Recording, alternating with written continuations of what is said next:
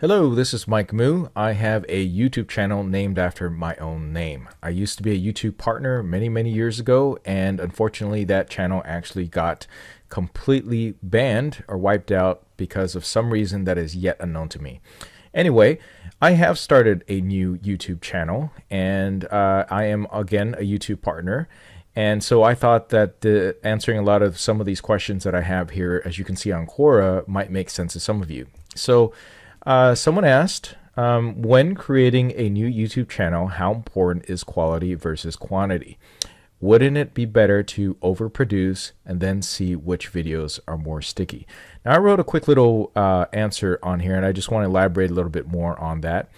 I think answering this question is going to be really different depending on what your background is, where you're at, how much you have experience in creating videos. So when I was answering this, I was basically looking at this as someone who's completely new to YouTube, or someone who's going to start to create a new channel for the first time. And for that, I think you need to meet a minimum threshold quality in there, right? Number one is always going to be the content of the video. Okay, if you don't have good content in the video, then there's no point for people to watch. People are not going to like it, and they will probably not come back or subscribe, right? So the content has to be there. So that's always number one. Now, when you're talking about production value and overproducing, you're talking about things that really help to add to the video, whether it's close-up shots, different angles of shots, whether it's putting in different B-rolls, different titles, the thumbnails. All that is important, but really a far secondary to the quality of the content. The content's always going to be king. Okay, so if you have the quality of the content already down, you know what it is that you're going to produce, and it's there. I wouldn't worry so much about the production side. Okay, if you have it there, you can just do basic cuts, and you can basically cut out all the ums and ahs and awkward pauses that you might have in videos, and that won't take you a whole lot of time. Okay, and then if you have some sort of quick title that you usually use, spend some time on creating a nice little title. And if you want a nice little conclusion or end card, also spend some time on that. Those are two areas that I see that it's pretty popular for putting a lot of the production value and quantity in there. Don't make it too long, though, because you don't want it to take too far away from the content itself.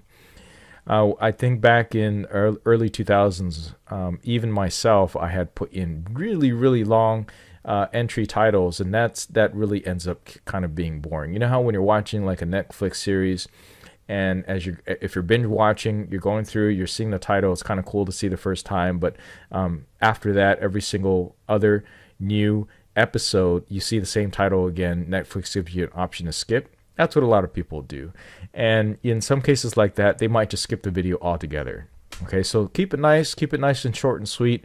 Focus on the quality of the content before anything else. So don't produce something if you're not going to have quality content on it. Okay, so there are so many YouTube videos out there about this that you could just go ahead and search on YouTube and find you know what makes good quality content. One other really simple way is to look at some of the I'm presuming that you're going to want to be a YouTuber and produce videos. You probably watch a lot of YouTube as well. Take a look at some of your favorite YouTubers and see what it is that they do. Just break it down. Theme changes, you know, the music, the intro, you know, write down what it is that you like about it. I'm not advocating that you copy them exactly, although that works to get you up to a certain level maybe. But you know, in the end game, you really want to make it your own. Okay, so whether it's, one of my favorite YouTubers over the past year since coming back to YouTube is, of course, Casey Neistat. You've probably heard of him. He is probably one of the most famous vloggers on YouTube. He used to do a daily vlog for a number of years, and each one was its own little episodic content. It had good content in there, good message for most of it, and it actually had pretty high production value. But at the same time, if you look at some of his videos, people ask him about how he produces these. He has a really tight schedule. Waking up at 4 or 5 in the morning, going for a jog for an hour or two, doing some of his work, the things that he used to do before, and running a different company, video recording himself, and then coming back at the end of the day in the hours to see his family. From like 6 to about midnight, he'd be editing for several hours, 6-7 hours, and then waking up and repeat doing that again, a lot of times getting only about 5 hours of sleep to actually produce, or what you call overproduce. But as you can see, each of those episodes were completely worth it. But before all that, before all the production he had, it was basically just him and his camera and a good story to tell. Okay. So if you get those down first, then the rest of it will come. Another major thing with this is that when you're talking about the production quality, you definitely want to have good audio. Audio is more important than a video camera. Make sure you get a good microphone to record on. I'm just recording. This is just a talking headshot. I just have a plug-in USB microphone on here. There's plenty of great choices to choose from if you're just going to do something like that.